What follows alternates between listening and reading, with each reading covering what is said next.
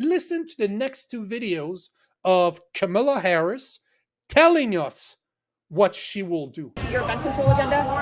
Yeah, I think it's a great idea, but I mean, listen, I don't think we lack for great ideas. As I've said many times, we've been having great ideas for decades. The problem is that Congress has not had the courage to act.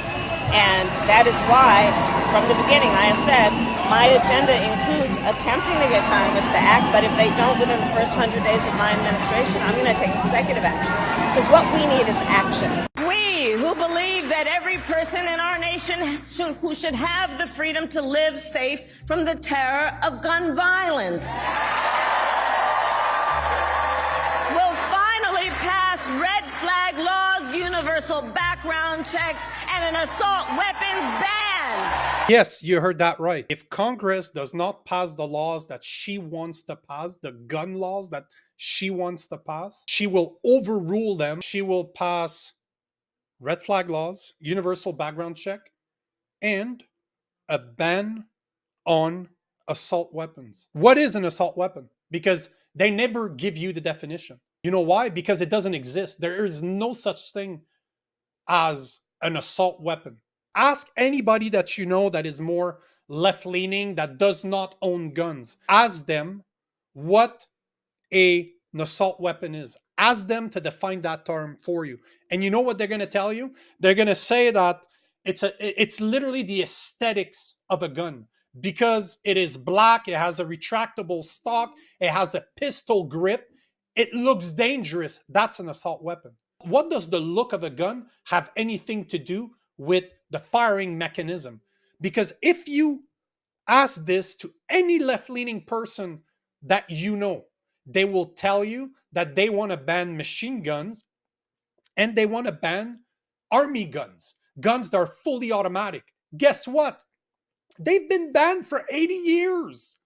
Unless you have a very special permit in the US, you're not able to buy fully automatic guns. So basically, what they're calling an assault weapon is something that looks scary.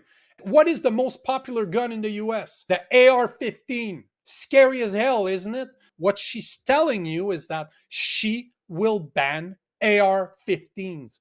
Every time you hear a politician talk about security or safety, you know that they're trying to take your rights away. Freedom has a cost. If you are free, that means that you have the ability to protect yourself and your family. But the Second Amendment is not about protecting yourself against a robber or going to hunt. The Second Amendment is to protect yourself against a tyrannical government. And she is showing right now that she is a tyrant in the making. A woman like her is scary as hell because I know what it is to live in a country where you have a tyrant, and she is just like Justin Trudeau in Canada. And just to show you, I will show you one video, and I wish this video was a fucking joke, but it is not. This is 100% real. This is a video that was posted about 2 months ago from the Toronto police, which is the biggest city in Canada.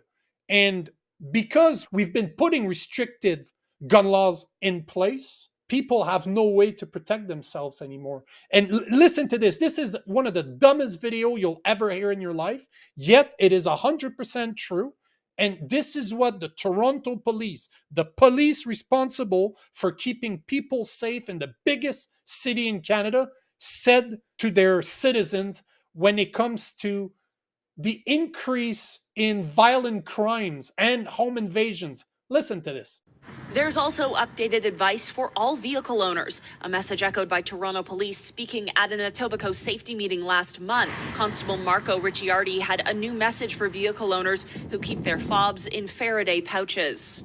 To prevent the possibility of being attacked in your home, leave your fobs at your front door, because they're breaking into your home to steal your car. They don't want anything else. A lot of them that they're arresting have guns on them, and they're not toy guns, they're real guns. They're loaded. Did you hear what he just said?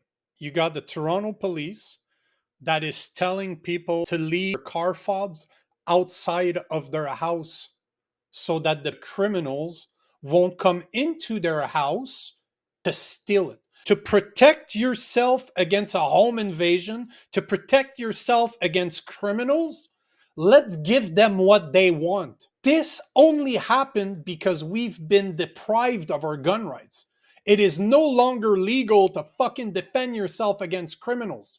It's not legal for us to shoot a criminal that is trying to invade our house. How do you think it started? With common sense gun laws.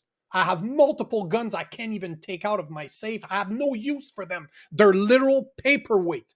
And if somebody were to come into my house where my family lives and I defended my family against criminals that are entering my house and I would shoot them, I'm the one that's in trouble.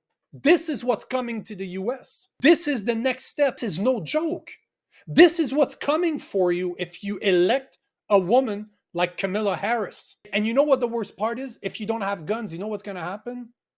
Criminals are the only one that's going to have guns. Most of the violent crimes that happens in the US where there's a gun involved are in the cities that have the strictest gun laws. You think it's a coincidence? Of course not. You're basically telling criminals that nobody else can have guns. And even if they do have guns, they cannot use them to defend themselves. And because you can't own those guns anymore, you have no way of protecting yourself against criminals, and they don't care about laws. Criminals are criminals because they don't follow the law. People like Kamala Harris are telling you rely on the police for your own protection, yet the police is telling you to give your shit away to criminals so they don't attack you. Can you see how fucking ridiculous this is? But this is the world that we live in now, where people are actually believing this crap. A month ago, Kamala Harris was the worst VP to ever be in office. Now she's the savior of the Democrats. This is how ridiculous they are. I have the natural right, the God-given right to be able to protect myself and my family any way possible. This has nothing to do with the government. And those people are trying to take those right away from you. They always go for the guns. They always remove guns from their population. They're removing the tools that can allow the citizen to stand up to the government. And this is what the truth is. They're going after your guns because they don't want you to be able to defend yourself against them. This is what the Second Amendment is all about, to be able to protect you as a citizen against a tyrannical government. This is the Second Amendment. As somebody that lived in Canada most of his life, but that has traveled the world, that spent almost 2 years in your country and would hope to become a citizen of your country at one point, be careful. Those are all warning signs. You need to learn to read between the lines.